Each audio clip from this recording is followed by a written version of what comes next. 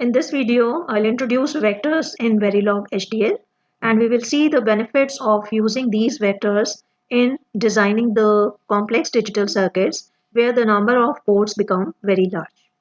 Earlier in the previous videos, when we designed the simple combinational circuits, number of ports involved were very less, and so we could use the scalars and we could design it either using the gate level modeling or data flow modeling.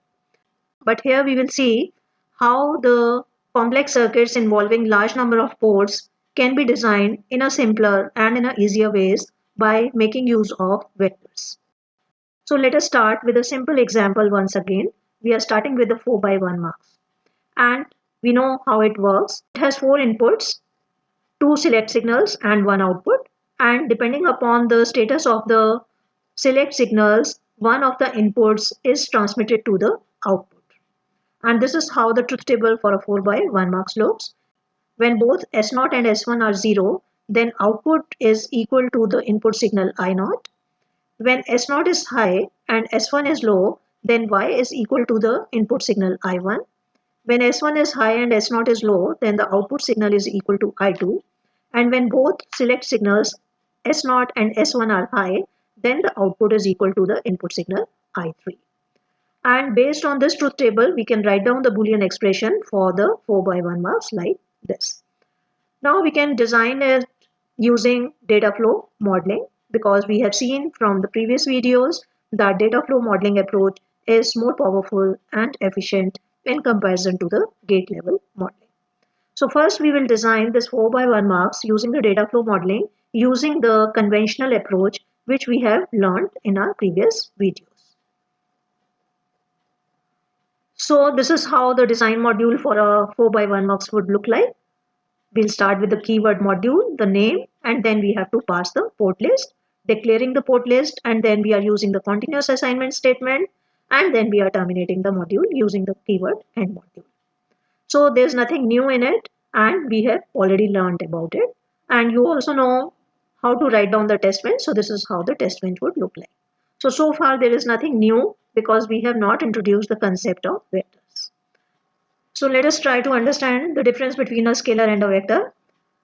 So up till now, whenever we declared the input port or the output port, we were using the scalar. But now we will see how we can make use of the vectors. So the basic difference between a scalar and a vector is that a scalar can store a one binary digit in it. But in a vector, you can store multiple binary values in it. So that you can say is the basic difference between a scalar and a vector. Scalar can store only one binary digit, whereas if you want to store, say, more than one binary digit, say if you want to store this kind of a data, then for that we make use of the concept of a vector. So over here, if we take the example for a marks, which has 4 input ports, 2 select signals, then instead of declaring the input ports like this, what we can do is we can make use of the concept of vectors. How it can be done? We can declare input port for the select signals. For select signals, because it has 2 select signals, so we can declare it to be something like this. So we are not using the scalars here, but now S is a vector. So how you can visualize this S as a vector? S is a vector and it can store 2 binary digits in it. The left hand side tells the index value for the MSB, and the right hand side digit, it gives the index value for the LSB. So over here, this is the LSB and this is the MSB. So this LSB will be represented by what? It will be represented by this S0. Whereas the MSB will be represented or identified by S of 1. So you can declare S like this also. So here's a small difference. Here this MSB will be now represented by the index value 0 and the LSB will be represented by the index value 1. So how it will be done? Say this is always the LSB and this is always the MSB. So what we are saying is that MSB will now be represented by the index value 0. So that means if we want to identify this MSB, how it will be done? It will be identified by this. And similarly, LSB will be identified by this. But more commonly, we make use of this convention. So throughout in this video series, we will be sticking to this convention where MSB will be always having the higher index value. So S is a vector which has two values, and LSB will be identified by S0 and MSB will be identified by S1. Now here we also have four input ports, I0, I1, I2, I3. So instead of using the scalars, we can use the again vector concept for the input ports, I's, and how it can be done. Now since we have four input ports, so we have to define it like this. So if we do it like this, that means now we are talking about I. I is a vector and it can store 4 bits of data in it. MSB will be identified by I3 and LSB will be identified by I0. So we can visualize this kind of a vector something like this. So this is our I and LSB will be identified by I0 and MSB will be identified by I3. So now if we make use of the concept of vectors and write down the design module, we will see that now the things will become much more simple.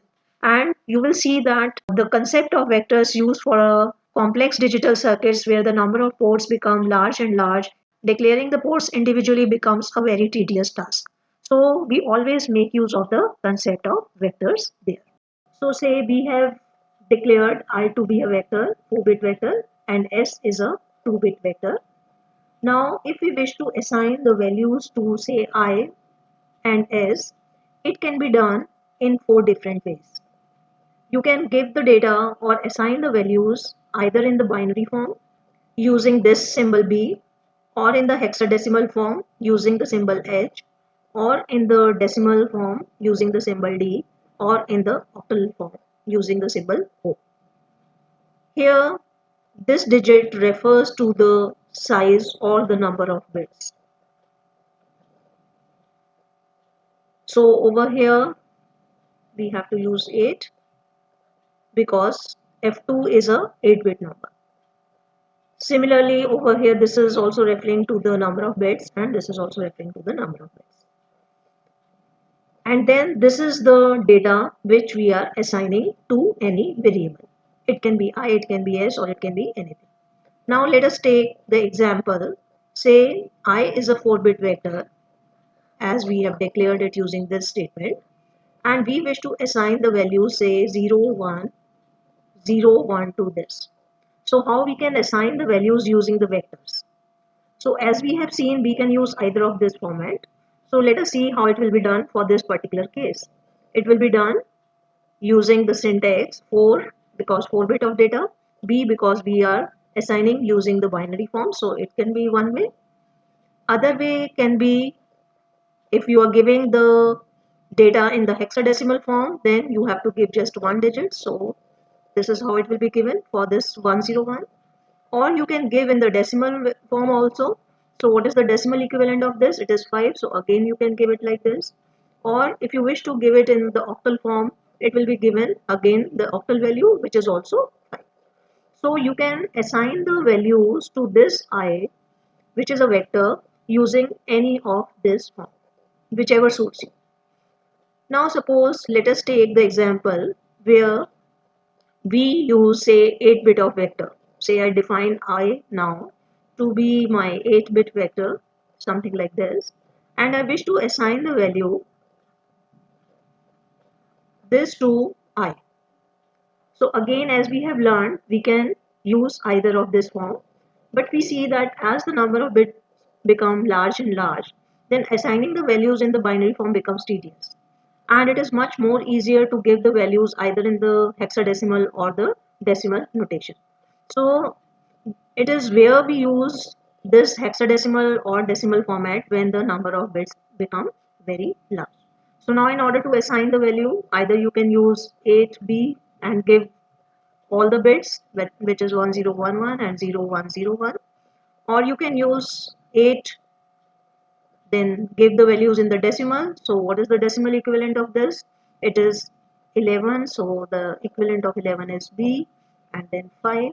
Or you can also give in the decimal value, so you have to find out its decimal equivalent and you have to place the decimal value, or you can use the so you can use either of this notation. So most commonly we use either the hexadecimal or the decimal, especially when the number of bits in the vector become very large. So this is how the values can be assigned to the vectors.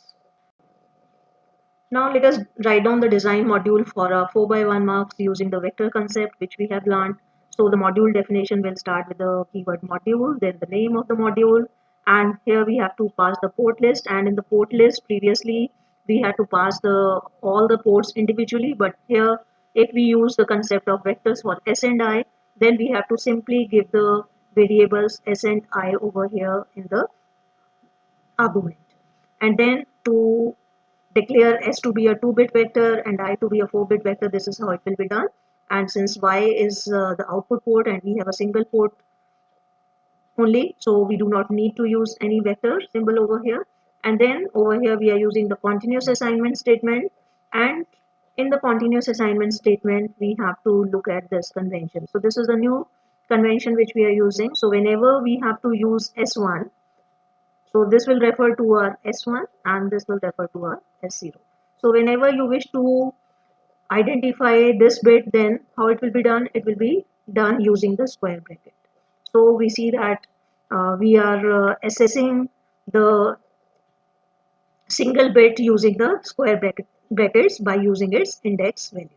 So this is how the Boolean expression would be written down, and these are the operators which we have learned previously: tilde operator for the not operation, and operator for the and operation. This pipe operator is used for the or operation. So this is how the continuous assignment statement would be written down, and then we'll be finally terminating the module using the keyword and module. Now let us start with the test bench. When we wrote the test bench using the conventional method, this is how the test bench was written. Now we will be writing down the test bench using the concept of vectors. So it will start with the keyword module, then we have to give the name of the test bench, and here we don't have to pass any port list, so it will be exactly same as previously. Then all input ports have to be declared to be a register type. So we have the input port I, which is a vector now, and we have to declare them to be register type. So this is how it will be done for I as well as for S. Then output port will be declared as a wire type. Then we have to instantiate the design module. Over here there's a slight difference. Previously when we had to instantiate the module, the design module, we had to pass all the ports individually, but over here since we are using the concept of vectors, so we will be passing just the variables s and I for the input ports. Then within initial begin, we have to write down I0, I1, I2, I3 like this within the square brackets if you wish to display the values individually. All the bits will be displayed individually. Now over here, if you have to assign the value to S, S1 and S0. Previously what we were doing is we were using the variables S0 and S1. So if you wanted to give the status to the select line, say 0, 0. So it was done like this previously. But now over here using the number format which we have just learned to assign the values to S0 and S1 as 0, 0, it can be done in this compact fashion. Now to give the another values to S0 and S1, previously we were doing it like this, but now since we are using the concept of vector, this is how it will be done. So this becomes very easy when we use the concept of vectors. Then to assign the value 1, 0, this can be done in just one step, and so on. And we will see that whenever you are using the concept of vectors, especially when you are designing the complex circuits where the number of input ports or the output ports become very large, then this usage of vectors becomes very important, and you see the benefits of using the concept of vectors in Verilog HDL. So this is how you can use the vectors and you can design more complex circuits. Then you realize the importance of vectors in Verilog HDL. So what I would recommend you to design 8 by 1 marks and 16 by 1 marks using the vectors concept, and you will yourself realize the benefits of usage of vectors.